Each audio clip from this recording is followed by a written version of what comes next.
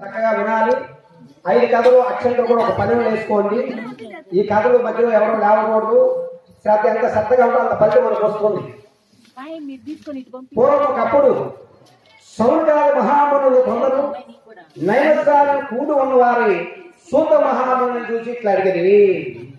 ఎవరయ్యా సూత పౌరాణికుడు అంటే ఏ పురాణం తీసుకున్నా ఏ ఇతిహాసం తీసుకున్నప్పుడు కూడా సూత పౌరాణిక వాచ అని అంటారు. సూతుడు ప్రతి పురాణాల్లో ఉంటుంటాడు. అలాగే ఈ సూతుడు ఎవరయ్యా అంటే సాక్షాత్తు వ్యాస మహామునుడి ప్రియ భక్తుడు ప్రియ శిష్యుడు అగ్రగణ్యుడు సూత పౌరాణికుల వారు. ఈయన సూతుడు తన శిష్య బృందంతో భారతదేశంలో ఉన్న అన్ని దేవాలయాన్ని దర్శించుకుంటూ అన్ని నదుల్లో దర్శించుకుంటూ ఏ మాసానికి ఏ పురాణం చెప్పుకుంటూ కాలక్షేపం చేసుకుంటూ శిష్య సమేతంగా భారతదేశం తిరిగి మరి ఈ యొక్క నైవేశారణ్యం అనే యొక్క ప్రాంతం ఎక్కడైతే ఉందో అక్కడికి వచ్చాడంట.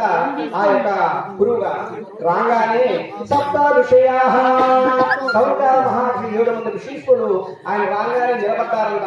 నిలబడి కాలు కడిగి నీళ్లు చల్లుకొని ఆ దర్భాసం వేసి ఆ దర్భాసం వేసి గురువు గారిని కూర్చోబెట్టి ఆ గురువు చుట్టూ ప్రదక్షిణ పూర్వకంగా ఈ 7 మంది శిష్యులు కూర్చొని అడుగుతున్నారంట. ఓ మునేంద్ర గురువర్య, నేనాటి మహానుభావులు మీ నోటి నుంచి వచ్చిన వాక్యములు మధురాతి మధురంగా ఉంటాయి. కొన్ని విషయాలు అడుగుతున్నావయ్యా అంటూ ఆ గురువు గారిని అడుగుతున్నారంట. వ్రతేన ధర్మసా ప్రాప్తతే వాంఛితం ఫలం. ఓ గురువర్య సూత మహాముని, ఏ వ్రతం చేసినా ఏ తపస్సు చేసినా కోరిన ఫలం మాకు సిద్ధించును, అట్టి దానిని మాకు తెలపకోరుతున్నాము అని గురువు గారిని అడిగారంట సౌందర్య మహామునులందరూ కూడా. అప్పుడు గురువు గారు చెప్తున్నారు, ఆహా ఎంత చక్కటి విషయం అడిగావయ్యా. శిష్యుడికి ఎంత శ్రద్ధ భక్తి ఉంటుందో గురువు ఇంకా చెప్పాలనిపిస్తుంటుంది. మీకు శ్రద్ధ లేదనుకోండి, నేను తొందరగా కానిచ్చుకునేస్తాను కాబట్టి మీకు శ్రద్ధ ఉండాలి. నారదో సంపృష్టో భగవాన్ కమలాపతి. అందుకు సూత మహాముని, ఓ మునులారా, పూర్వకప్పుడు మీరు ఏ విధంగా అయితే నన్ను అడిగారో అదే ప్రకారంగా నారద మహర్షి వారు నారదుడు విష్ణుమూర్తిని అడిగిన విశేషం మీకు తెలియజేస్తున్నాము, శ్రద్ధగా వినయ అంటూ చెప్తున్నారంట. ఏ కదా నారదో యోగి పరానుగ్రహకాంక్షయా పర్యాపాం వివిధ లోక మత్స్యలోకముపాగత. అప్పుడు నారద మహర్షి వారు ఆయన ఒక చోట నిలబడి ఉండమంట. ఆయనకి లక్ష్మీదేవికి చెంచిలతో ఎలా ఉంటుందో నారదు ఒక చోట ఉండడు. లోక కళ్యాణానికి అన్ని లోకాలు అటు 14 లోకాలు తిరిగి వస్తుంటారంట నారద వారు. అలా వస్తూ ఈ మానవులు ఏం చేస్తున్నారు, మత్స్యలోకే మానవులు నివసించే లోకము మత్స్యలోకం. ఈ మత్స్యలోకానికి వచ్చారంట ఆ నారద మహర్షి వారు. రాగానే ఈ మత్స్యలోకంలో ఈ కలియుగ ధర్మాలను అనుసరించి ఈ యొక్క జనాలు ఏ విధంగా ఉన్నారా అంటే తత్ర దృష్ట్యా జనా సర్వాన్ నానాకేశ సమన్వితాం నానాయోని సముత్పన్నాః స్వకర్మభిః. వారు చేసిన యొక్క పాప పుణ్యాన్ని బట్టి వారు తల్లిదండ్రులు జన్మించి రకరకాల సమస్యలతో క్లేశములతో బాధతో అన్ని యొక్క ఆర్థిక సమస్యలతో మానసిక క్లేశంతో బాధపడుతూ ఉన్నారన్న ఈ కలిలో జన్మించినట్టు వారు కినోపాయేన తేషాం దుఃఖనాశో భవిష్యతి. నారద మహాముని ఆ విధంగా భూలోకుని అందరం చూశారు. అరే ఆనాడు కృతాయుగంలో ధర్మం 4 పాదాలు ఉండేది, త్రేతాయుగంలో 3 పాదాలు ఉండేది, ద్వాపర యుగం వచ్చేసరికి 2 పాదాలు, కలియుగం వచ్చి 1 పాదం ధర్మం, 3 పాదాల అధర్మం నడుస్తుంది. ఈ కలిపురుషుల వల్ల ఈ జనాలను అప్పుడు ఎట్లా ఉన్నారు, ధర్మ మార్గాన సుఖ సంతోషాలతో భోగవాటితో ఉంటూ ధర్మాన్ని విడవకుండా మనతో పాటు కూడా అందరూ కూడా మంచి మార్గాన్ని తీసుకువచ్చారు. కానీ ఇప్పుడున్న జనాలు అలా కాదు, దాంపేకంగా చేస్తున్నారు. మానసిక బాధలు, ఒకరికి సంతానం లేని బాధ, వారి ఉద్యోగం లేని బాధ, ఒకరి ఆర్థికంగా ఒక శారీరకంగా రకరకాల సమస్యలన్నీ కూడా సమస్య లేనట్టు జీవితం లేదు ఇక్కడ కలియుగంలో. అలాంటి సమస్య పడుతున్నట్టు యొక్క జనాలందరూ చూసినట్టు హృదయం ద్రవించినట్టు యొక్క నారద మహర్షుల వారికి అప్పుడు ఆయన వైకుంఠానికి వెళ్ళాడంట. ఆ వైకుంఠం వెళ్ళినప్పుడు అక్కడ స్వామివారు ఎట్లున్నారో తెలుసా, చెప్తున్నారు చక్కగా. తత్ర నారాయణం దేవం శుక్లవర్ణం చతుర్భుజం శంఖచక్రాకర పద్మ వనమాల విభూషితం ఆ యొక్క వైకుంఠము నారద మహర్షి వారి సప్తద్వారైన 7 ద్వారాలున్న వైకుంఠానికి హిరణ్యమైన, హిరణ్యం అంటే బంగారం, ఆ ద్వారాలు 7 కూడా బంగారంతో ధగధగాయమానంగా వెలిగిపోతున్నాయంట. లోపల దొరకటాలు 7 ద్వారాలున్న నారద మహర్షి వారు అక్కడ స్వామివారు ఎట్టున్నారా అంటే శేషతల్పం మీద పవడించి లక్ష్మీదేవి కాదొత్తుతూ సకల గణాలు ఓం నారాయణ ఆది నారాయణ నామస్మరణ చేసుకుంటూ ఆ వైకుంఠం ఉన్నాయి. అప్పుడు నారదు వారు స్వామివారికి నమస్కరిస్తూ, అయ్యా తత్ర నారాయణం దేవం శుక్లవర్ణం, ఆ యొక్క శుక్లవర్ణం అంటే మనకి ఆకాశంలో నీలి వర్ణంలో ఎలా ఉంటుందో స్వామి యొక్క ఆ రంగులో ఉంటాడు. ఫోటోలో కూడా చూడండి చక్కగా ఆ స్వామి అదే రంగులో ఉంటాడు. కాబట్టి శంఖ చక్ర గదా పద్మ, ఒక చేతిలో శంఖం, ఒక చేతిలో గద, ఒక చేతిలో పీతాంబరం, ఒక చేతిలో తులసి వన భూషితై 1000 కోటి సూర్య ప్రభావంతో వెలిగిపోతున్నారట శ్రీమన్నారాయణ వారు. అప్పుడు నారద మళ్ళా నమస్కరించి, ఓ దేవాదిదేవా నమో వాగుణాతీతాయ రూపాయ అమిశక్తయే ఆదిమధ్యాంతీనాయ నిర్గుణాయ గుణాత్మనే సత్యస్వరూపాయ. నిన్ను ఊహించుడుకు నాకు శక్తి ఉండాలయ్యా, ముక్కోటి దేవుడు కూడా నీ లీలా వినియోగించుడుకు సమర్థులు కాదు, నేను ఎంతలో అమ్మయ్యా అన్నాడు నారదుడు. అప్పుడు స్వామివారు చక్కగా నారదు మాటలు వినిన స్వామివారు మందహాసే చిన్నగా నవ్వుతున్నాడంట. నవ్వుతూ అప్పుడు అడుగుతున్నాడు, ఓని నారద, నీవు వచ్చిన వైకుంఠానికి వచ్చిన పని ఏమిటయ్యా? నీవు సామాన్యంగా రావు, ఏదో కొత్త విశేషమైన తీసుకొస్తావు, ఎందుకు వచ్చావు ఏంటయ్యా అని అడిగాడంట. అడిగితే అప్పుడు ఆ నారద మహర్షి చెప్తున్నాడు, స్వామి పిల్లలు చేసేటప్పుడు ఉప్పులైనా ఆ తల్లిదండ్రులకు తెలియకుంటాయా స్వామి? నీకు నా విషయం అన్ని తెలుసు, తెలిసినప్పుడు కూడా నా నోటి నుంచి చెప్పియాలని మీరు చెప్పిస్తున్నారు స్వామి. కాబట్టి మత్స్యలోకం ఎట్లుందయ్యానికి ఏముంది, అంతా కూడా కలికాలం వల్ల ప్రశ్నలు పడిపోయింది. నీ భక్తులందరూ కూడా దైవ భక్తులు కాదు, ధార్మికమైన భక్తులు చేస్తున్నారు, నిజమైన భక్తి ఎవరికి లేరు. కాబట్టి సత్యస్వరూపంగా భావించి నా అభిష్టం నెరవేర్చు స్వామి అంటూ నారద మహర్షి వారు స్వామివారిని వేడుకున్నారంట. అప్పుడు ఆ శ్రీమన్నారాయణ చెప్తున్నాడంట, ఓని నారద మహర్షి లోకాల గ్రహకాంక్షయ, అందరూ ఏమో కోరుకుంటారు, నేను బాగుండాలి, నా కుటుంబం బాగుండాలి, నా పిల్లలు బాగుండాలి, కానీ పక్క వాళ్ళు బాగుండాలి, ఎవరు కోరుకోరు. అలాగే నారదుడు అలా కోరుకోవాలా. లోకాల గ్రహకాంక్షయ, లోకాలు ఎన్ని ఉన్నాయి? 14 లోకాలు ఉన్నాయి. 14 లోకాలలో నీ చల్లని చూపులతో శుభత్వాన్ని చేకూర్చవయ్యా. అందులో నువ్వు మత్స్యలోకే మానవ లోకంలో నువ్వు అవతారం ఎత్తుకుంటావు. నీ భక్తులు ఇబ్బందులు ఉన్నారు, దుఃఖాలతో ఉన్నారు, క్లేశంతో ఉన్నారు, వాళ్ళని ఉద్ధరించు అని అన్న మాటకి శ్రీమన్నారాయణ అంటున్నాడు, ఓ నారద, నీవంటే నాకు చాలా ఇష్టమయ్యా, నువ్వు నా భక్తుడివి, నీ యందు ప్రేమతో ఒక వ్రతాన్ని చెప్తున్నాను, ఆ వ్రతమును చక్కగా వినుము. సత్యనారాయణ వ్రతం గిన్వా స్వర్గమచ్చేసు దుర్లభం. నారద మహాముని, నీవు లోక యథార్థమైన చక్కని విషయం అడిగినందుకు ఒక వ్రతం కలదు. అదే సత్యనారాయణ స్వామి వారి యొక్క వ్రతం. ఆ వ్రతమును ఏ మనుషులైతే భూలోకమును భక్తి శ్రద్ధలతో ఆచరిస్తారు వారు ఇహలోకమున సకలైశ్వర్యం పొందిన వారి పరమున మోక్షాన్ని పొందుతారు. ఉన్న రోజులు కూడా ఎవరైతే సత్యనారాయణ వ్రతం చేస్తారో వారికి తిరిగి ఉండదు. క్రమేణ అన్ని అభివృద్ధి ఇస్తారన్న సత్యనారాయణ స్వామి వారు. మళ్ళా నారద మహర్షి వారు అడుగుతున్నాడంట, స్వామి అది బాగానే ఉంది దామోదర, ఆ సత్యదేవుని యొక్క వ్రతము ఆచరించడం వల్ల ఏం ఫలితం కలుగుతుందో చెప్పవయ్యా. చెప్పావు, ఈ వ్రతం చేస్తే మంచిది అన్నావు, కానీ వ్రతం ఎట్లా చేయాలి, ఎప్పుడు చేయాలి, ఎక్కడ చేయాలి, ఏ విధంగా చేయాలి, ఆ వ్రతం చేయడం వల్ల ఏం ఫలితం కలుగుతుందో చెప్పవయ్యా స్వామి అంటూ నారద మహర్షి వారు మళ్ళా అడుగుతున్నాడంట.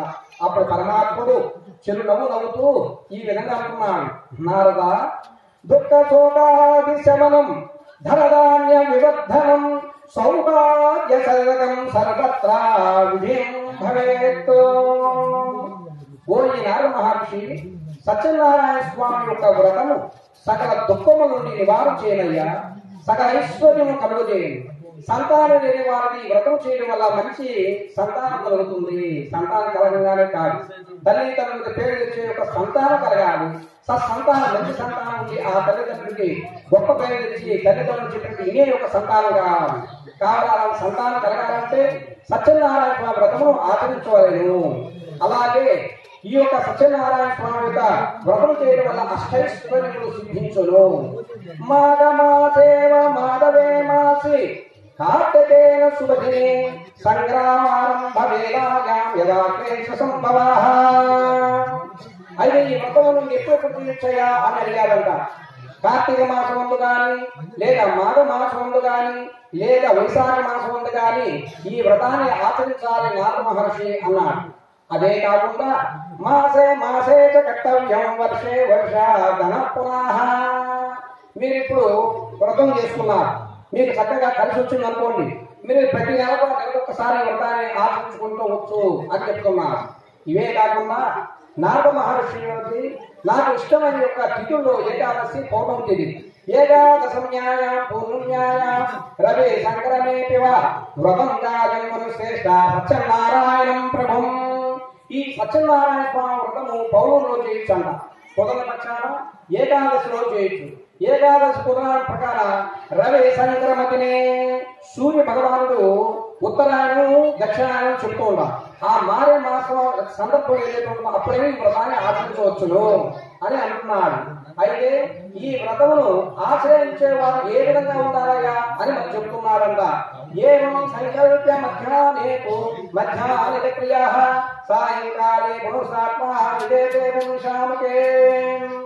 ఈ వ్రతం ఎవరైనా ఆచరించాలని సంకల్పం కోరుతున్న ముందు ఆయన వేడుకోవాలంట.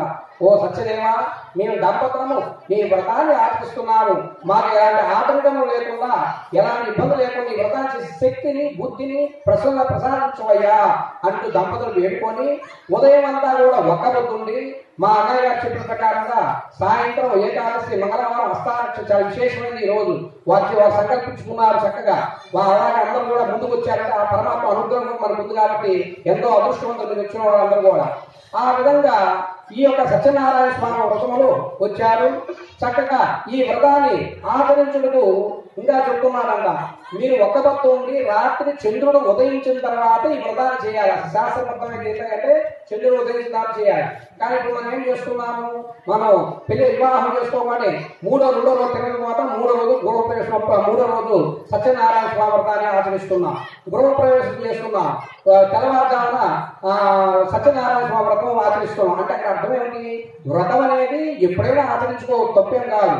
కానీ ప్రత్యేక శాస్త్రం ఏమి చెప్పబడింది, స్కాండ పురాణం అంటే ఉదయం అంతా ఒక పొద్దుండి రాత్రికి వ్రతాన్ని చేసుకుంటే సంపూర్ణమైన యొక్క ఫలితం వస్తుందని చెప్పి మనకి ఈ స్కాండ పురాణంలో మనకి చెప్పబడింది.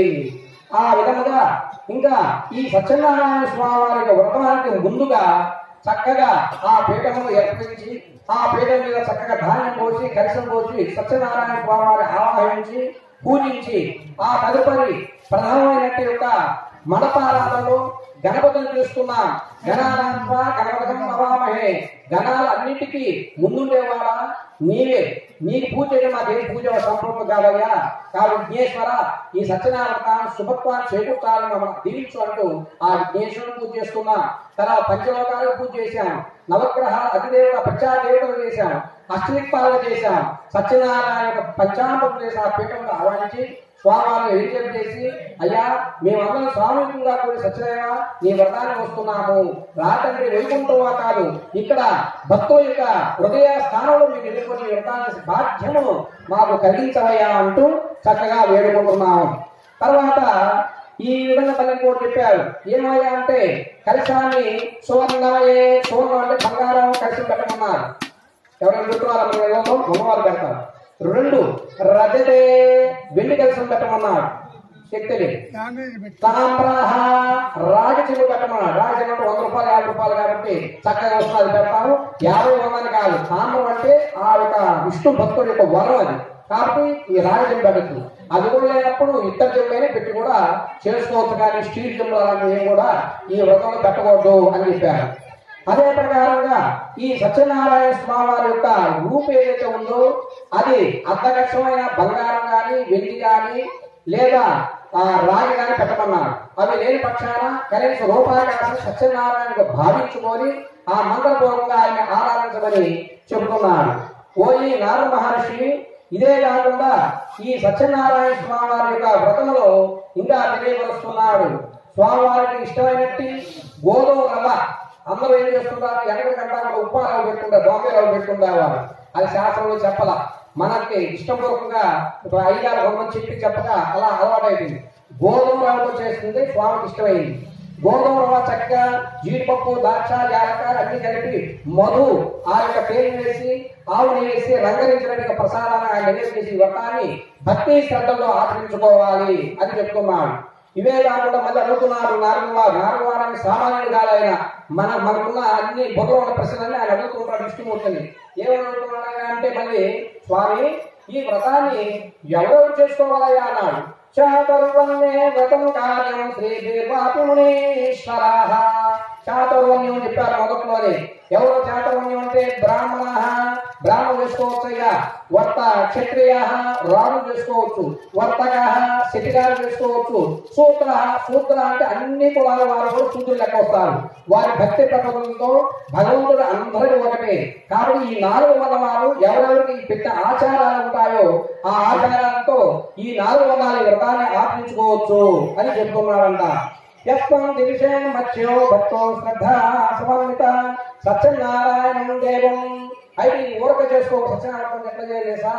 రంగరంగ వైపుకో భజంతులు పిలవాలి, ఋత్వీకులనేటి అర్చన స్వాములు పిలవాలి, చుట్టాలను తీసుకోవాలి, అందరం తీసుకొని దంప సమేతంగా చేసుకునే వ్రత రాజాలో ప్రథమ స్థానం ఈ సత్యనారాయణ స్వామి వ్రతం. కాబట్టి ఈ సత్యనారాయణ వ్రతాన్ని ఈ పూజించి చేసినట్టు బ్రాహ్మణోత్తులను గౌరవించి సత్కారాలు చేసి దక్షిణామం గోవిందా వర్తించి ఈ వ్రతం మీద మనందరికీ ఆ శుభత్వాన్ని ఇవ్వాలని సత్యదేవుని వేడుకుంటూ ఈ యొక్క సత్యనారాయణ మొదటి అధ్యాయంలో ఈ వ్రతం ఎట్లా ఆచరించాలి, ఎట్లా పూజించాలి, ఎప్పుడు ఆచరించాలి అనే గురించి ఈ రోజు మన ప్రథమ అధ్యాయంలో సంపూర్ణ ఫలసిద్ధి రాసుకోమయ్యా.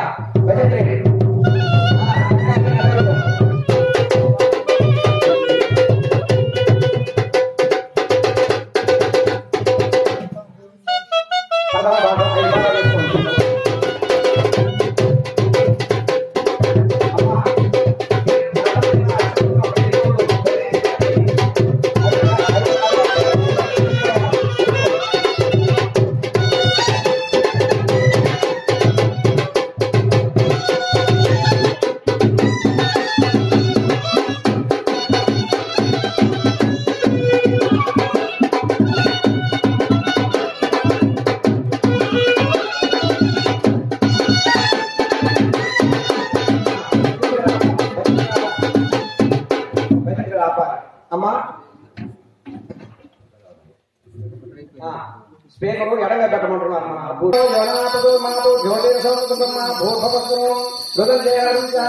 శ్రీ సత్యనారాయణ ప్రథమోధ్యాయ గోధ ప్రసాదే నవేదో నారాయణ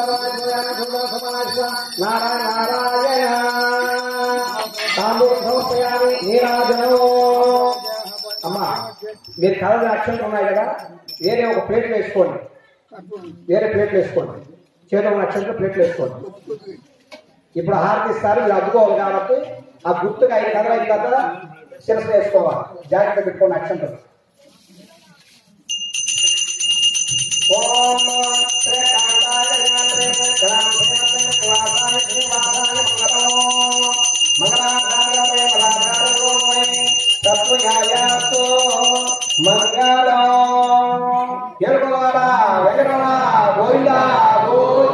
జై సత్యనారాయణ స్వామి వారికి.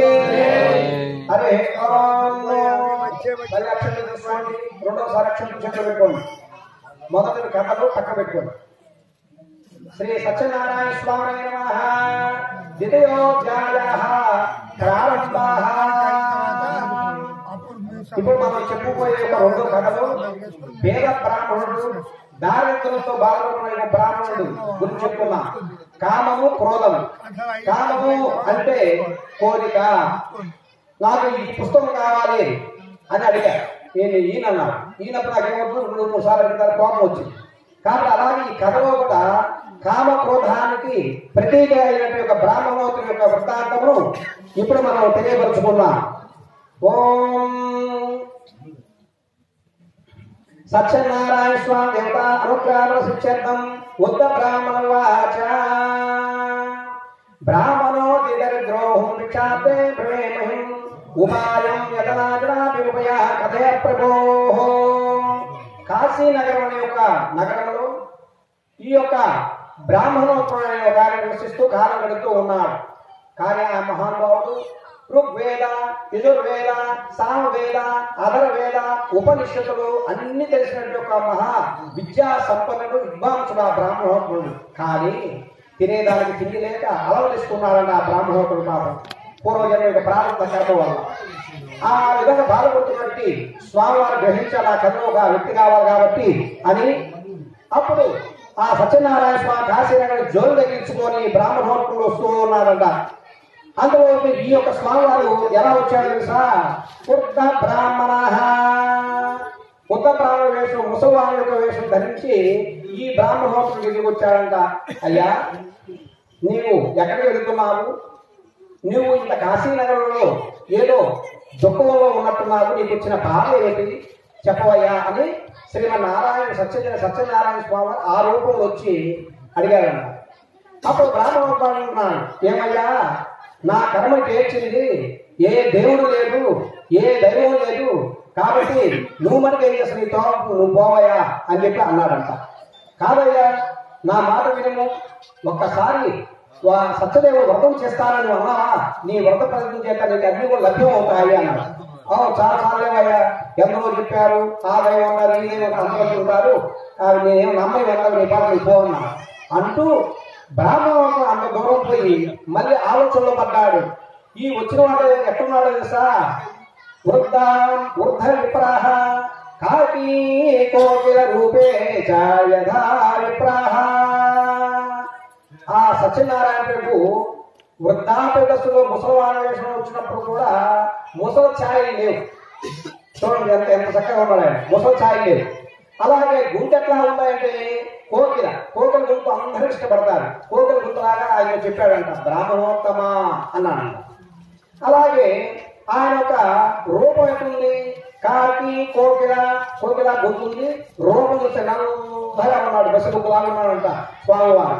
ఆ రూపాన్ని చూశాడు, నమస్కరించి సరే నేను ఎందుకు చెప్తున్నాడు, సరే చివరిగా ఇందామనుకో నిర్ణయించుకున్నట్టే అతను వచ్చి, సరేనయ్యా దేవుడు ఉన్నాడు కావా సంగతి, నీవు తోటి బ్రాహ్మణుడు కాబట్టి నీవు చెప్పిన ప్రకారంగా నీ దైవ శక్తి నేను చూస్తాను, ఎప్పుడో నేను ఉదయాన్ని వెళ్ళి ఆ బ్రాహ్మణ అగ్రహాలు భిక్షాటన చేస్తానని చెప్పి బ్రాహ్మణోత్తముడు జోలు తగ్గించుకొని ఆ విధంగా వెళ్తున్నానంట. వెళ్ళి భవతే భిక్షాం దేహి అని ఆ జోలు దగ్గర ఎప్పుడైతే అడిగారో ఆ అగ్రహారంలో ఉన్న స్త్రీమూర్తులందరూ కూడా చేపంగా బియ్యము, కూరగాయలు, నెయ్యి, పప్పు, దినుసు మొత్తం కూడా ఆ జోలులో చూశాడంట. అంతకుముందు ఎవరు కూడా తలుపు తీయలేదు, మంచినీళ్ళు లేదు, ఎవరు లేదు. కానీ సత్యనారాయణ స్వామి వ్రతము చేస్తానని ఎప్పుడైతే ఫలించాడో ఎమ్మడే ఆ స్వామి కృప మీలో జొరబడి బుద్ధిని ప్రేరేపించి ఆ బ్రాహ్మణోత్పత్తికి ఆ విధంగా ధనధాన్యం అన్ని కూడా ఇప్పించాడంట. ఎమ్మడే వచ్చాడు, రాగానే అక్కడ ఆ బ్రాహ్మణోత్తముడు లేడు, అదృష్టమైపోయాడు. ఎందువల్ల? ఆ వచ్చిన వాడు సత్యనారాయణ స్వామి కాబట్టి చెప్పెళ్ళాడు. ఓహో సరే, రేపు ఉదయాన్ని సత్యనారాయణ స్వామి వారి యొక్క వ్రతాన్ని భక్తి శ్రద్ధలు నోచుకుంటారని చెప్పి, అంతకుముందు మనకి పటాలు ఉండేవి కాదు, ఒక కుమ్మరి వారు చేసినట్టు యొక్క ముంతలు ఏవైతే ఉంటాయో ఆ ముంతల్లోనే ఆ స్వామివారిని పూజించుకునే వాళ్ళు భక్తి శ్రద్ధలతో. ఇప్పుడు మనకి పటాలు, రూపాలు ఇవన్నీ కూడా వచ్చాయన్నమాట. ఆ విధంగా బ్రాహ్మణోత్తముడు ఇంటికి వచ్చి తన శక్తానుసారంగా సత్యనారాయణ స్వామి వారి వ్రతం చేసుకున్నాడంట. ఒక మాసము అనగా ఒక నెల ఆ వ్రతం చేయగానే కొంచెం వారి మెరుగ్గా అనిపించింది. మాసేచ మరి నెలలు చేయడం మొదలు పెట్టాడు, ఇంకొంచెం మెరుగు వచ్చింది. అలాగా సంవత్సరం దాకా పొందు చేశాడు. అతను కూడా దారిద్ర్యం అంతా కూడా తిరిగిపోయి అష్టైశ్వర్యంతో ఎంతో సుఖ సంతోషాలతో జీవిస్తూ ఉన్నాడంట. ఇది ఇలా ఉండగా ఒకసారి కాస్త కట్టెలు అమ్ముకొని జీవించే ఒక అతను ఆ గ్రామం పోతున్నాడంటే కట్టెల మోపు నెత్తి మీద పెట్టుకొని పోతూ ఉండగా ఇక్కడ ఉన్న ఆ బ్రాహ్మణుని జనాలు చుట్టాల పక్కన చూసి, ఇక్కడ ఏదో కార్యక్రమం జరుగుతుంది, నా కట్టెలు ఎక్కువ రేటు తెచ్చుకొని ఆ ధనాన్ని స్వీకరిస్తానని చెప్పి కట్టె మోపులు బయట పడేసి ఆ కట్టెలో పోనేవాడు లాభలకెళ్ళి అక్కడ అంత కథ విని ప్రసాదం స్వీకరించి తదుపరి ఆ బ్రాహ్మణోత్తమ అడుగుతున్నాడట, ఓ బ్రాహ్మణోత్తమ, మీరు చేస్తున్నట్టు యొక్క స్వామి ఎవరయ్యా, మీరు చేస్తున్న యొక్క వ్రతం పేరేమిటి, నా కూడా తెలియపరచవా అని అడిగారు. అప్పుడు బ్రాహ్మణోత్తమ అంటున్నాడు, ఓ కాస్త నేను సత్యనారాయణ స్వామి అని అంటారు, సత్యదేవుని వ్రతమును ఆచరిస్తున్నా, ఈ వ్రతం వల్ల నాకు దారిద్ర్యం మొత్తం కూడా పెరిగిపోయింది, అందువల్ల ఈ వ్రతం ఆచరిస్తున్నాను అన్నాను. ఓహో అట్లా అయితే ఈ రోజు వ్యాపారానికి వెళ్తున్నాను కాబట్టి నా యొక్క ధనం కూడా రావడం లేదు అని ఆ కట్టిన మొక్కున్నాడు. సత్యనారాయణ ప్రసాదం స్వీకరించి తన గృహానికి వెళ్ళాడంట. వెళ్ళి ఆ భార్యకి చెప్పి, ఓ భార్యమని రేపు ఉదయం మహానగరానికి వెళ్ళి నా కట్టిన మొక్క ఎక్కువ రేటుగా అమ్ముకొని వచ్చిన ధనంలో వ్రతాన్ని మనం ఆచరిద్దామని చెప్పి ఆయన ఎమ్మడే వెళ్ళాడు. కట్టెలు కొట్టుకొని నెత్తి మీద పెట్టుకొని అమ్మ కట్టెలంటూ ఒక పెద్ద మహానగరానికి వెళ్ళాడంట. ఆ కట్టెలు అమ్ముకునేవాడు. వెళ్ళి అక్కడ అమ్ముతుండగా ఒక చోట గృహ ప్రవేశం జరుగుతుంది, ఒక చోట వివాహం జరుగుతుంది. అలాగా అయ్యా కట్టెపల్లి మాకాలని పోటీ పడి 100 రూపాయలు కట్టెపల్లి 200 రూపాయలు పోయి ఎక్కువ ధనం స్వామి యొక్క అనుగ్రహంతో ఆయనకి లభ్యమైందంట. ఆ వచ్చిన యొక్క ధనంతో ఇంటికి సంతోషంగా వచ్చి పట్టణాల నుంచి అన్ని కూడా వస్తువులు తీసుకొచ్చి భక్తి శ్రద్ధలతో ఈ యొక్క సత్యనారాయణ స్వామి వ్రతం చేసుకొని ఉన్నంతకాలం ఇహపర సుఖం అనుభవించి సర్వాంతరంగా వైకుంఠ వాసాన్ని చేరుకున్నాడంట. అయ్యా భజిత్రి సత్యనారాయణ ద్వితయోధ్యాయ समाप्ता। थोड़ा पूजा से हवा है हवा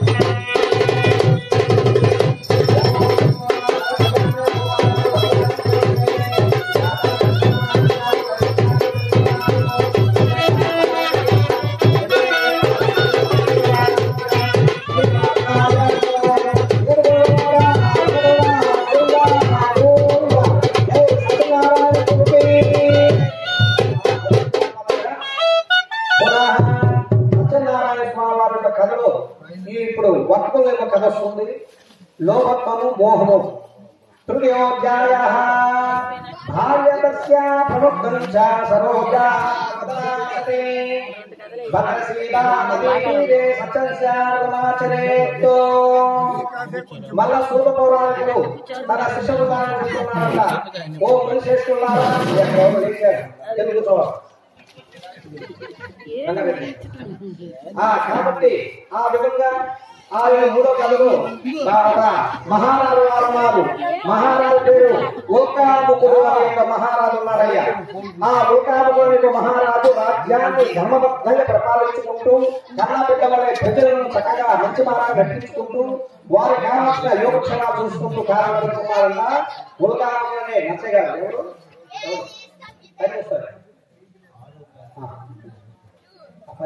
నా పక్కన కూర్చుంటే అడిగేదాన్ని కూర్చున్నాను. ఉల్కానముడు అనే మహారాజు వారు ఆ విధంగా ఆ మహారాజు ఉండగా భారత సరోజాసే అప్పుడు ఆ మహారాజు వారు పాపం అన్నీ ఉన్నాయి ఆయనకి. కానీ పాపం ధన కనక వస్తు బొందు అన్నీ ఉన్నప్పుడు కూడా అన్నిటిని అనుభవించేవాడు ఏం కావాలి చెప్పండి? సంతానం కావాలి. సత్సంతానైనా సంతానం మంచి సంతానం కావాలి. లేదా సంతానం కనుక ఆడపిల్ల ఉంటే అడుగుని తెచ్చుకోవచ్చు. కానీ ఆడపిల్ల లేదు, అబ్బాయి లేదు కాబట్టి ఆయన బాధపడుతున్నాడు. ఇంత రాజ్యం ఉంది, ఇంత భోగభాగ్యాలు ఉన్నాయి, ఎందుకు నాకు, నేనేం చేయలేదు. శివాలయం ఇచ్చిన విష్ణాలయం ఇచ్చిన అన్న సందర్భం ఇచ్చాను, అన్ని పుణ్య కార్యాలు చేసినప్పుడు కూడా నాకు సంతానం లేదు కదా. చింతాక్రాంతమైన సందర్భంలో భగవత్ కృప చేత ఒక మహానుడు అక్కడ వెళ్తున్నాడంట. వెళ్తూ ఓ ఉల్కా మహారాజా నువ్వు ఎందుకయ్యా దుఃఖపడుతున్నావు? ఈ కలియుగంలో సత్యనారాయణ స్వామి వారి యొక్క వ్రతమని ఒక వ్రతం ఉంది. ఆ వ్రతము భద్రశీల నది తీరం కానీ ఈ వ్రతం కానీ ఆచరించినట్లయితే నీకు చక్కటి 12 పెట్టగలుగుతాడయ్యా అని చెప్పాడంట ఆ మహాముని. సరే అని చెప్పి ఆ మహాముని నమస్కారం చేసుకొని తర్వాత శిష్య బృందంతో ఆ ఒకానొక మహారాజు భద్రశీల నది దగ్గరికి పోయి చక్కగా ఆ వ్రతాన్ని ఆచరిస్తున్నాడంట. ఇది ఇలా ఉండగా ఒక వర్తకుడు రత్నసారం యొక్క పురానికి వ్యాపార నిమిత్తంగా వెళ్ళడానికి ఒక పడవలో తన శిష్యుని తీసుకొని ఆ పడవలో ఈ భద్రశీల నది దగ్గర యువతలో ఏమన్నారు, అవతల ఉన్న ఉల్కానపు మహారాజు సత్యనారాయణ స్వామి వారి యొక్క వ్రతాన్ని చేస్తున్నారు. అలా వెళ్ళే ఏంది మహారాజు ఏంది ఈ యొక్క రాజ్యానందము వదిలిపెట్టి తన బృందంతో వచ్చి ఈ నది దగ్గర స్నానం చేస్తున్నాడంటే ఏదో కథ ఉంది, కాబట్టి నేను చూడాలి వినాలి అని చెప్పి అప్పుడు ఆయన ఆ వర్తకుడు ఆ పడవని అంత దూరంగా ఆపి తర్వాత ఆ మహారాజు దగ్గర పోయి ఆ వ్రతాన్ని కథని విని ప్రసాదం స్వీకరించి అప్పుడు అడుగుతున్నారంట, ఓ ఉల్కాముఖ మహారాజా, ఈ ఆ రాజ్యాన్ని వదిలిపెట్టి ఈ భద్రశీల నది దగ్గర వచ్చి ఈ వ్రతం చేస్తున్నారు, ఈ వ్రతం ఏమిటయ్యా ఫలితం అని అడిగారు. ఓ ఈ వర్తకుడా, నాకు సంతానం లేదయ్యా, సంతాన నిమిత్తంగా శ్రీ సత్యనారాయణ స్వామి వ్రతం చేయమని ఒక ముఖ్యమంత్రి వారు సెలవిచ్చాడు, ఈ నది దగ్గర చేస్తేనే ఫలితం వస్తుందన్నాడు, అందువల్ల ఈ వ్రతాన్ని ఆచరించానయ్యా అని చెప్పారు. ఓహో అటులా, అయితే ఓ మహారాజా, ఈ ప్రసాదమును నా భార్యకి ఇచ్చి ఇద్దరు స్వీకరించి నాకు కూడా నీ వల్లే సంతానం లేదు, నేను కూడా సంతానం కలుగుతా అని చెప్పి వ్యాపారానికి పోకుండా ఎవరి వెనుదిరిగి తన యొక్క గ్రామానికి వెళ్ళి భార్య లీలావతికి చేతిలో ప్రసాదం పెట్టి ఇద్దరు స్వీకరించి, అమ్మా లీలావతి, మనము సంతానం లేదు కాబట్టి ఇదిగో సత్యనారాయణ స్వామి వారి యొక్క ప్రసాదం మహారాజు చేస్తున్నాం, ఈ ప్రసాదం స్వీకరించినట్టయితే మనకి 12 యొక్క పుత్రుడు కానీ పుత్రికి కానీ కలుగుతారంట, సంతానం కలుగుతుంది అని చెప్పారంట. ఓహో అట్లాగే లీలావతి ప్రసాదాన్ని ఇద్దరు కూడా భక్తి శ్రద్ధలతో తీసుకొని కొన్ని రోజులు భర్తతో సుఖించి 10వ మాసమున 12 ఆడపిల్లకి జన్మనిచ్చారు ఆ తల్లిదండ్రులు. అయితే అమ్మాయి ఎట్లా ఉంటాయంటే స్వామి యొక్క కృప చేత అమ్మాయి చంద్రుడికి ప్రార్థన నుంచి పౌరుడు చంద్రుడు ఎలా ఉంటాడు, పౌరుడు చంద్రుడు బాగా మెరుస్తూ ఉంటాడు. అలాంటి 15 కళలున్న స్వామి కృప చేత అమ్మాయి కలిగి, అందుకని అమ్మాయికి ఏం పెట్టారంటే కళావతి అని అమ్మాయికి తల్లిదండ్రులు అల్లారంలో పెంచుకుంటూ కళావతి కళావతి అని పెంచుకోసాగారు. ఇలా ఉండగా లీలావతి అప్పుడు అడుగుతుంది, ఏమండి మనకు సంతానం కలిగిన మనం సత్యనారాయణ స్వామి వారికి వ్రతాన్ని చేస్తామని కలిగించారు కదండి, మనకి సంతానం కలిగింది కదా, ఇప్పుడైనా ఆ వ్రతాన్ని ఆచరిద్దామండి అని చెప్పింది. అదే ఇప్పుడేం తొందరే, సత్యనారాయణ స్వామి ఎక్కడ పోతారు, మన అమ్మాయి యొక్క యవన కాలం వివాహ సమయకాలే, వివాహం వచ్చినప్పుడు అమ్మాయి యుక్త వయసు వస్తుంది, అప్పుడు చేద్దామనే వ్రతం అంటూ వెనకేసి వెళ్ళిపోయాడు. అమ్మాయి రానొచ్చింది, 18 సంవత్సరాల వయసు వచ్చింది, ఇంకా అమ్మాయి వివాహం చేయాలి. ఆ వివాహ సందర్భంలో గుర్తు చేసిన మళ్ళీ భార్య గారికి, భార్య ఇప్పుడు కూడా భర్త గారికి గుర్తు చేస్తూ ఉన్నారమ్మా, ఇలా మర్చిపోతున్నారు. కాబట్టి ఆ విధంగా గుర్తు చేసేవాళ్ళు ఇప్పుడేం చేద్దామని, ఇప్పుడేం తొందరే, 4 రాళ్ళు ఎంత వేసుకోవాలి, కాబట్టి మంచి ఉరుణ్ణి వెతుక్కొని వివాహం చేద్దామని వ్రతం అన్నారు. ఓ దూత, మా అమ్మాయి కళావతి పేరు తగ్గట్టుగానే మా అమ్మాయి అందగట్టె సుగుణవతి గుణవతి అలాంటి అల్లుడిని, అది కాక మనలో మన మాట వ్యాపార నైపుణ్యం కలిగిన అల్లుడు తీసుకోరా అని చెప్పారు ఆ వర్తకుడు.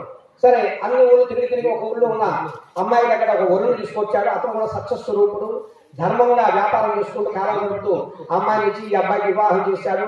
రంగరంగ వైభవంతో వివాహం అయిపోయింది. వివాహం అయిన తదనంతరము మరలా అప్పుడు లీలావతి గుర్తు చేసింది, ఏమండి మనం సత్యనారాయణ స్వామి వారిని వ్రతం చేస్తామన్నారు కదా అమ్మాయి వివాహ సమయంలో, అమ్మాయి పెళ్లి అయిపోయింది, స్వామి దగ్గర మంచి అల్లుడు వచ్చాడండి, ఇప్పుడైనా వ్రతం చేద్దామండి అని అడిగిందంట. అరే స్వామి ఎక్కడికి పోతాడే, నీ బాగైంది చేద్దాం, రేపు చేద్దాం, ఇప్పుడే కొత్త అల్లుడు వచ్చింది, 4 రాళ్ళు వెనకేసుకోలేదు, అంతా తొందరే నీకు, నిన్ను కాదు అంతా తొందరే అని చెప్పి ఆ విధంగా అన్నాడంట.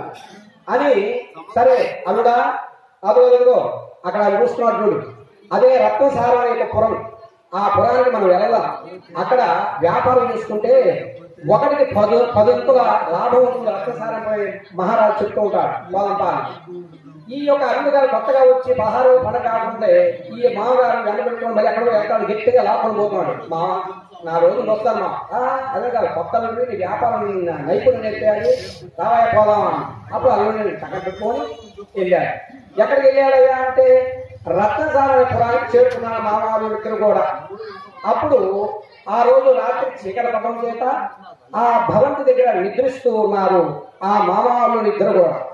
అప్పుడు స్వామివారికి కోప ఆవేశంతో అరే వర్తకుడా, నీవు నా వ్రతము సంతానం లేకపోతే నీకు సంతానం కలిగించాను, వ్రతం చేస్తాను చేయలే. అమ్మాయికి వివాహ సమయంలో చేస్తాను చేయలే. ఈ విధంగా రేపు రేపు అంటూ నా యొక్క వ్రతాన్ని వెనకేస్తున్నారు కాబట్టి నీకు శిక్ష పడాల్సిందే అని సత్యనారాయణ స్వామి వారు ఆగ్రహించినట్టు వారు ఈ విధంగా ఆయన శాపం పెట్టుకున్నారంట. దారుణం కఠినం చాస్య మహాదుఃఖ భవిష్యతి ఏతస్వందే రాజ్ఞో ధనమాదాయ తస్కరః. ఈ బుద్ధి రావాలంటే కాదు, ఇతను కఠినమైన కష్టాలు పడుదు, దారుణమైన కఠినమైన కష్టాలు పడుగాక అని చెప్పని ఆ యొక్క మహారాజు అని చెప్పి శాపం పెట్టాడంట. మామూలు ఇద్దరు కూడా వాళ్ళు నిద్రిస్తున్నారు. ఎప్పుడు కూడా ఆ రాజ్యంలో దొంగలు పడేవాళ్ళు కాదు. ఒకవేళ పడినా ఏమయ్యా నువ్వు ఎందుకోసం చేసేవాడు మహారాజు అడిగేవాడు. అయ్యా నేనేదో భుక్తి కోసం చేశానని చెప్పేవాడు. కానీ ఈ ఇద్దరు నిద్రిస్తున్న సందర్భంలో స్వామి యొక్క శాప ప్రభావం చేత ఆ రోజు దొంగలు పడ్డారంటే దొంగలు కాదు, స్వామి వారే భటులే అదృష్ట రూపేణ ఆ రూపాన్ని ఇచ్చి ఈ ఇద్దరు నిద్రిస్తున్న మానవులకి ఆ ధనరాశి మూటను అక్కడ పడవేసి వాళ్ళ పక్క దగ్గర అదృష్టం అయిపోయారు. నిజం దొంగలైతే చిక్కేవారు. ఈ నిజం దొంగలు కాదు, పరమాత్మ ఇచ్చిన ఆ స్వరూపం అవి పక్కకు పడగానే ఎప్పుడే ఈ దొంగలను నిద్రిస్తున్న మానవుల ఇద్దరు కూడా భక్తులు పైకి అయిపోయారు. లేదు పైకి లేండి, మీరు దొంగ నిద్ర తెలుస్తున్నారు.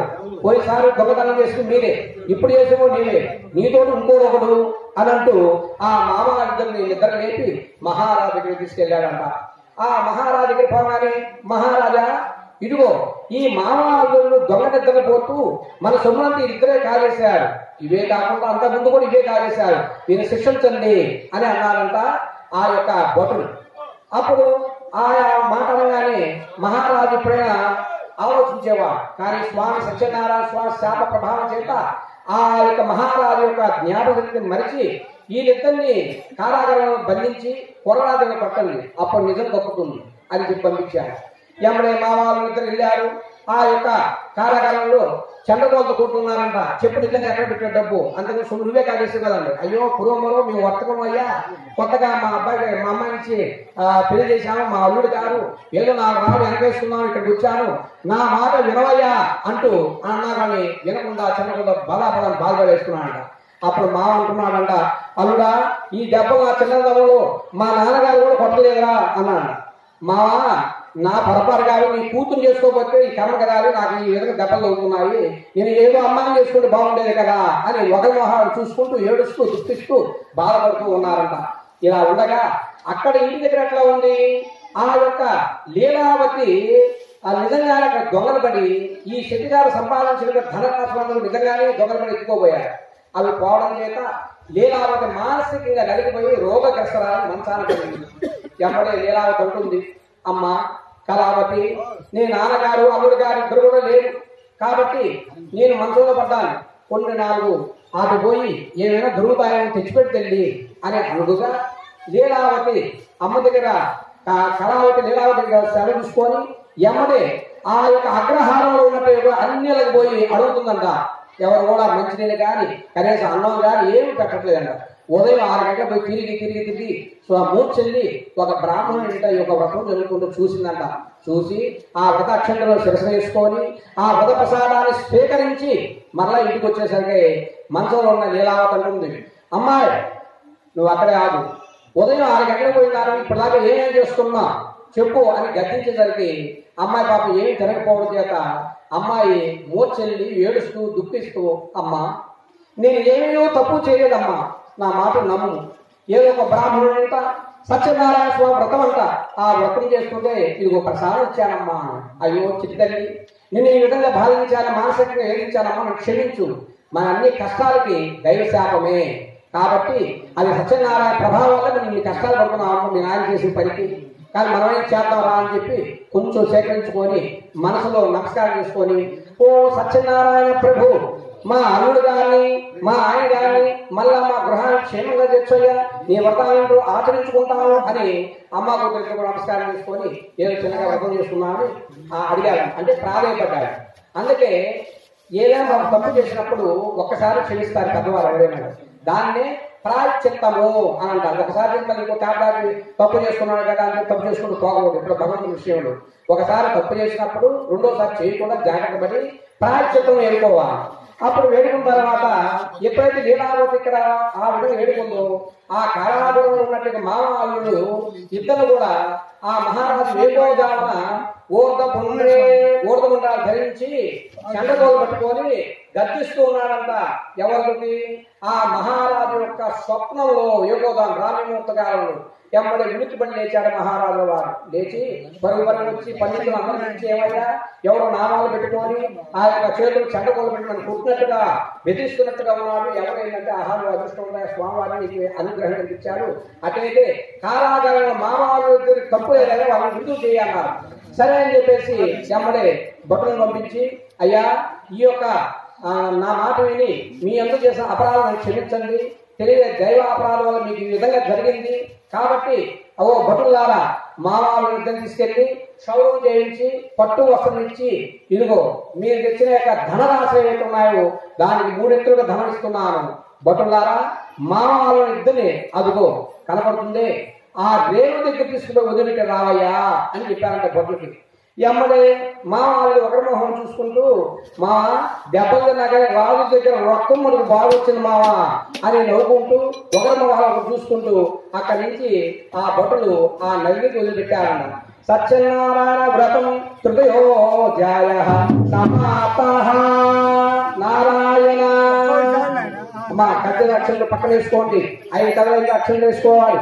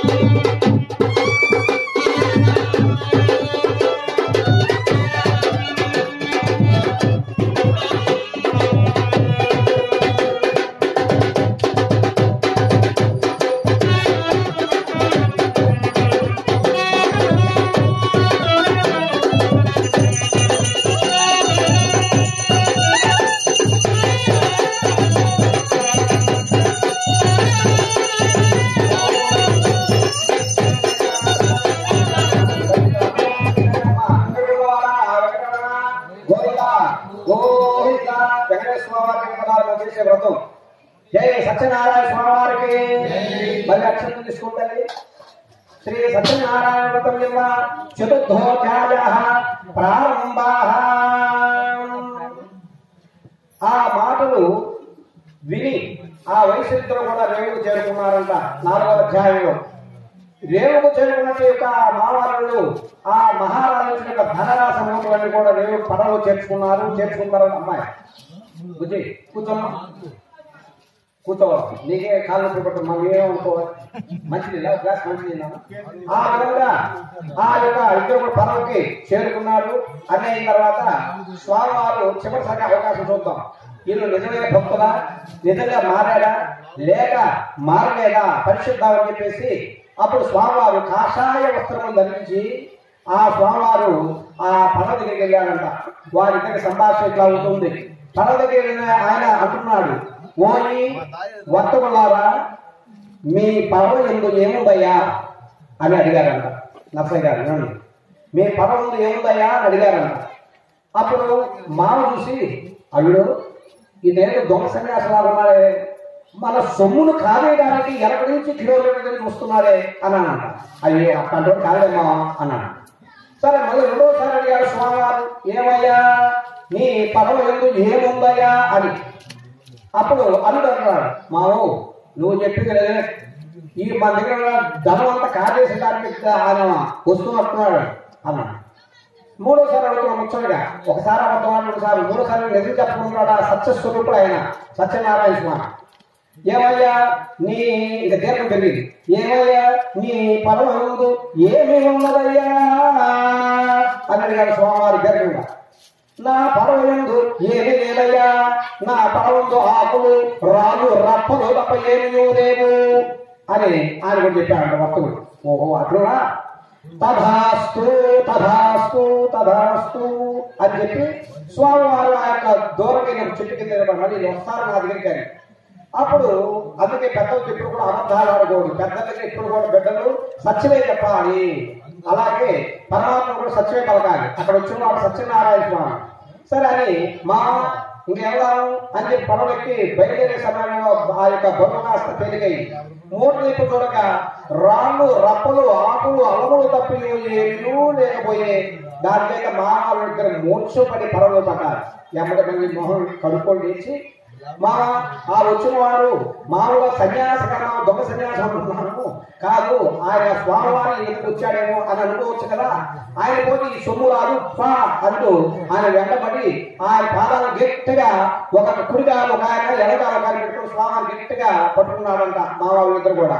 నమో మాధ్వనతీతాయ అమరశక్తే ఆది మధ్యాంతరైతాయ గుణాత్మనే సత్య స్వరూపాయ సత్య వ్రతపరాయ నారాయణాయ అనే స్వామివారిని ఏడుస్తూ దుఃఖిస్తూ, అయ్యా మేము అవివేకం అజ్ఞానం తెలిసి తెలియక ఏదో మానవం తప్పు చేసుకుంటాం, బిడ్డబల మనం క్షమించాలి కానీ నువ్వు కోపపెట్టయ్యా, మా సొమ్ము మాకు ఇప్పించవయ్యా అని కోరుకొనగా ఆ స్వామివారు సంతుష్టుడైనట్టి ఆ స్వామివారు, ఓ ఈ వర్తకులారా మీరు దాచిన సొమ్ము మీకు తప్పక వస్తుంది, ఇంకనైనా నా వ్రతమును ఆలస్యం చేయక ఆచరించము, మీకు శుభాన్ని చేకూరుస్తాను అని చెప్పి తథాస్తు అని అన్నాడంట. అనగానే పడవలో పోయి చూసేసరికి ఆ పడవలో ఆ యొక్క శెట్టిగారు ఇచ్చిన యొక్క ధనమే కాకుండా మహారాజు ఇచ్చిన ధనమే కాకుండా సత్యనారాయణ కృపలు ఇంకా ధనం వచ్చి ఆ పడవలో చేరిందంట. ఇంకా సంతోషానికి అవధులు లేవు ఆ వర్తకులు ఇద్దరు కూడా. మా పొదలు పోదానికి పడవ నట్టుకుంటూ ఆ పడవలో నదిలో పోతూ ఉన్నాడంట. అలా వెళ్ళి కొంత దూరం పోగానే ఒక దూతకి చెప్పాడట, దూత మా గృహానికి వెళ్ళి నా భార్య లీలావతి నా కుమార్తె కళావతి ఉన్నారు, వారిద్దరికి మీ నాన్నగారు అందరూ చెప్పి రేవుకు జరుపుకుంటారని చెప్పేసరా ఈ ఉత్సవం త్వరగా నింపాలి అని అన్నా. సరే చెప్పి దూత వెళ్ళి అమ్మా లీలావతి మీ ఆయన గారు అల్లుడు గారు ఇప్పుడు రేవుకు వచ్చారు, త్వరగా రమ్మంటున్నారమ్మా మిమ్మల్ని అని అనగానే ఎమ్మడే లీలావతి వస్తూ అమ్మా కళావతి సత్యనారాయణ వ్రతం ముగించుకొని త్వరగా రమ్మ, ముందు నేను పోయి మీ నాన్నగారికి మా అల్లుడు గారికి స్వాగతం పొందుతారని చెప్పి లీలావతి రేవు దగ్గరికి వచ్చిందంట. ఎమ్మడే రేవు దగ్గర రాగానే ఆ సామాన్లు తీసుకున్నాడు, మామగారికి వస్తువులుగా అన్ని దిగాయి, ఇంకా అల్లు గారికి దిగబోతున్నాడు. ఇంతలో కళావతి ఎమ్మడి భర్త వస్తున్నాడు యొక్క సంతోషంతో ఎమ్మడి పరపరన వచ్చి చూడగా స్వామివారు ఆగ్రహించినట్టు వారై అప్పుడు ఆ పడవతో సహా అల్లుని ముంచు వేశారు. మామగారు చూస్తున్నారు, అత్తగారు చూస్తున్నారు, లేదా కళావతి చూస్తుంది, జనాలు చూస్తున్నారు. చూస్తుండగానే ఆ స్వామివారు అల్లుడితో సహా నదిలో ముంచు వేశారు. ఎక్కడ అల్లుడు దుఃఖిస్తూ అత్తగారు దుఃఖిస్తూ అప్పుడు ఆ లీలా కళావతి ఉంది, అమ్మ సౌభాగ్యం ఇచ్చేది భర్త, భర్త లేనప్పుడు నాకు ఇవన్నీ సుఖాలు ఉన్నా నాకు ప్రయోజనం ఏముందమ్మా, నా భర్త లేని జీవితం నాకు వ్యర్థం, ఈ నదిలోనే నేను ప్రాణత్యాగం చేసుకుంటాను ఎక్కి దూకపోయింది పాపం లీలావతి కళావతి. ఆ దూకపోయేసరికి అందులో ఆకాశవాణిలాగా స్వామివారు బింబ రూపేణ స్వయిస్తూ, ఓన్లీ వర్త కూడా నీ యొక్క కుమార్తె నా వ్రతమైతే ఆచరించింది కానీ నా వ్రత ప్రసాదాన్ని స్వీకరించగా వచ్చింది కాబట్టి అల్లుతో సహా ముంచివేశాను, అపరాధం కోరుకొని తిరిగి నా వ్రత ప్రసాదాన్ని స్వీకరించిందా నీ అల్లుతో గమనిస్తానని చేస్తానని చెప్పి ఆకాశ రూపం చెప్పాడు స్వామివారు. ఎమ్మడే ఆ యొక్క కళావతి ఇంటికి వెళ్ళి సత్యనారాయణ స్వామి నా అపరాధం క్షమించవయ్యా అంటూ ఆ వ్రతం చేసి ఆ ప్రసాదాన్ని స్వీకరించి మరలా తన మరలా నది దగ్గరికి వచ్చేసరికి ఆ అల్లుడితో సహా పడవతో సహా గమ్యాన్ని చేర్చాడ సత్యనారాయణ స్వామి. ఎమ్మడే లీలావతి ఏమండి చూసికరా, మనం దేవుడు కార్యక్రమం ఇప్పుడు కూడా రేపు తిరుమల కావచ్చునే, ఎల్లుండి అన్నవారు కావచ్చునే, ఇప్పుడు పనులు ఉన్నాయి ఇప్పుడు కాదు అంటూ భగవత్ కార్యం ముక్కుబడి కార్యక్రమం ఇప్పుడు కూడా రేపు అనకపోతే ఏ రోజు ఏమవుతుందో మనకు తెలియదు. అందువల్ల దైవ కార్యక్రమం ఉన్నప్పుడు ఇప్పుడు కూడా అయిపోతుండాలయ్యా అని చెప్తూ లీలావతి ఉంటుంది. ఇప్పుడు సత్యనారాయణ వ్రతం చేద్దామండి, ఇప్పుడు మనకి ధనం వచ్చింది, అల్లుడు మంచి వాడు పుట్టాడు, కూతురు మంచిది పుట్టింది, ఒక బాధ్యత వదులుతున్నాం, సరేనే నేను చెప్పడం చేద్దామని చెప్పి ఆ చుట్టుపక్కల ఉన్న నగరాల్లో ఉన్న వర్తకుల కన్నా కూడా ఈ వర్తకుడు రంగ వైభవంతో ఆ సత్యనారాయణ స్వామి వ్రతం చేసి వేల తారాలతో భజనలతో అలాగే అచ్చుక స్వామి వారితో చుట్టాలతో బంధువులతో నభుతో నభవిష్యతి అన్నట్లుగా ఈ వ్రతాన్ని చేసి ఉన్నంతకాలం ఇహపర సుఖములు అనుభవించి పరమణ మోక్షాన్ని పోయారంట. సత్యనారాయణ చతుర్భోజాయ హరే సమాప్త నారాయణ నారాయణ.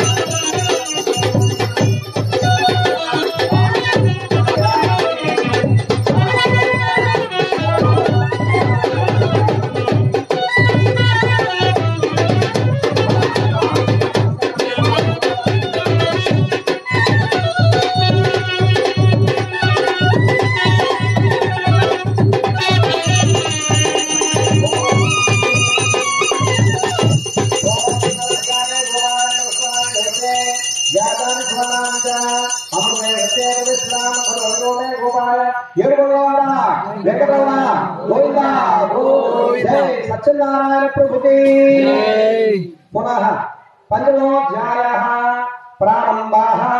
ఐదో కథ చెప్తున్నారు. సూత మహాముని మరలా ఇట్లు చెప్పతొడిగిన ఓ ముని చంద్రమ, మరి ఒక కథ చెప్తున్నాను, శ్రద్ధగా వినమని. పూర్వకాలం తుంగధ్వజుల యొక్క మహారాజు ప్రజలను కన్న తండ్రి వల్ల చూచుతూ రాజపాలన చేస్తూ ఉన్నాడంట.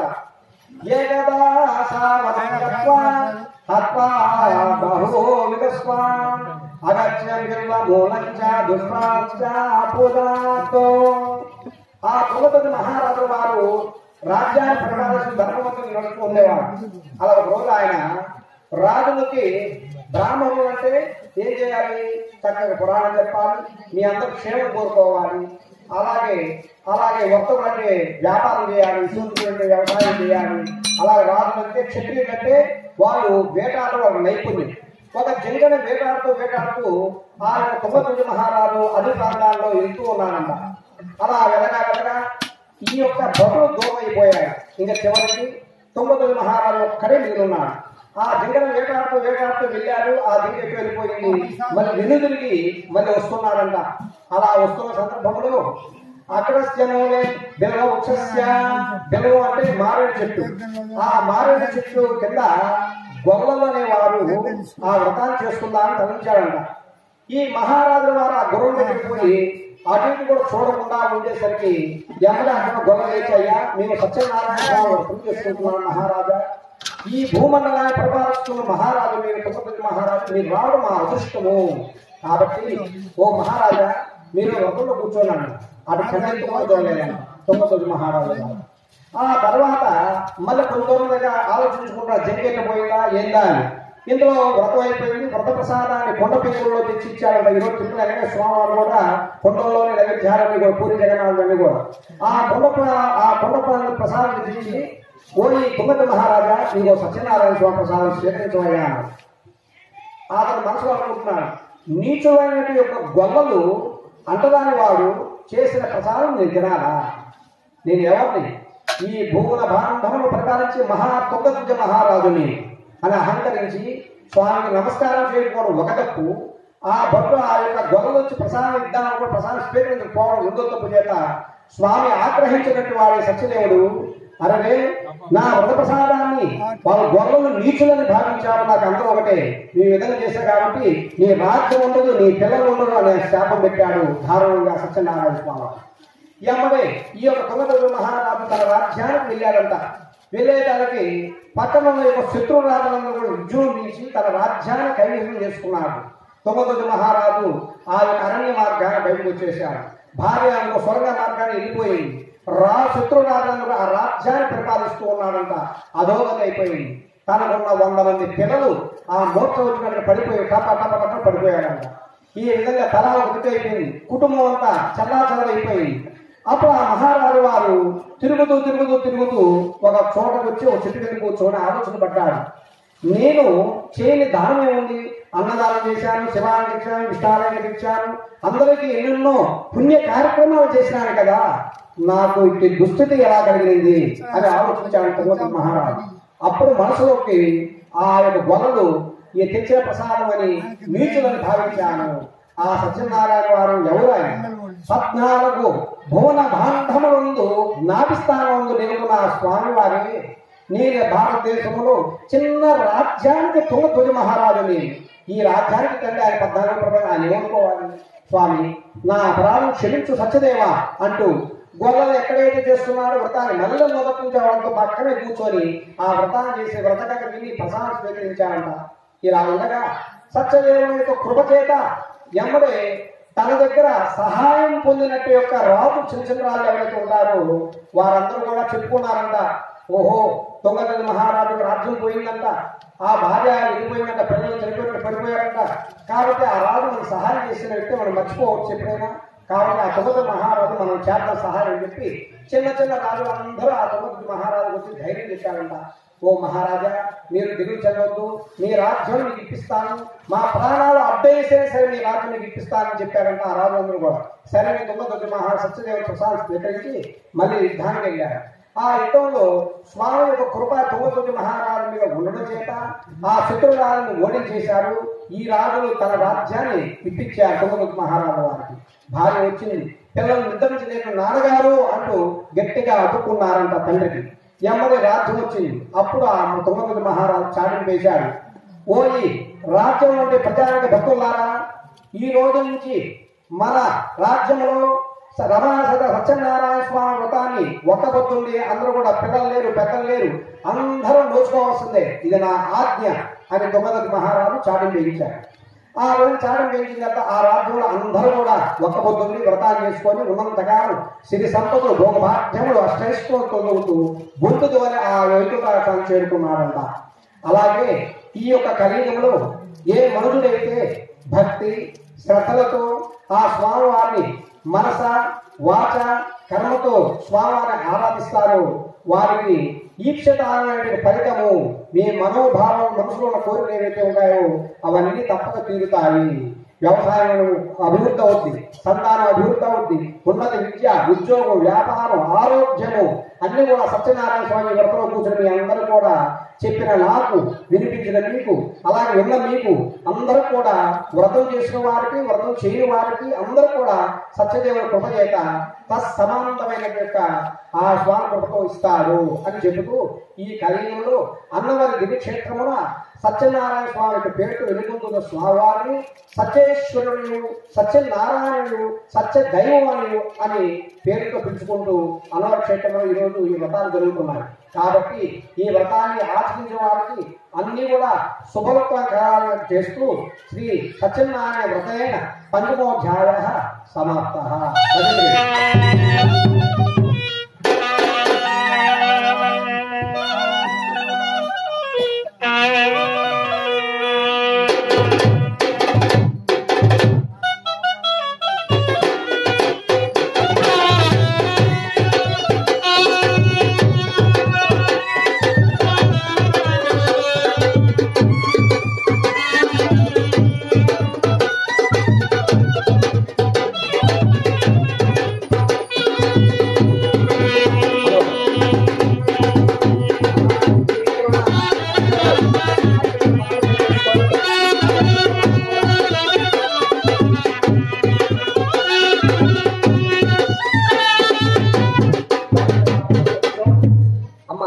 మీ దగ్గర ఇంకో టెంకాయ ఉంది కదా, తీసుకొని దంపతులు నమస్కారం చేసుకొని మా కోరిక తప్పక తీరాల్సి స్వామిని కోరుకొని సంవత్సరం మళ్ళీ లాంటి గుడి అంతా ఉండిపోవాలి సంవత్సరం, అది స్వామితో పట్టకుండా అందరి టెంకాయ తీసుకొని ఎవరి టెంకాయ వాళ్ళు పట్టండి, ఏ గ్లాస్ ఉంటే పట్టుంది, లేదా తీసుకుంటారు అబ్బాయి ఆ తీసుకు అన్ని టెంకాయలు కొట్టి తీసి స్వామి పాదాలు దగ్గర కట్టండి.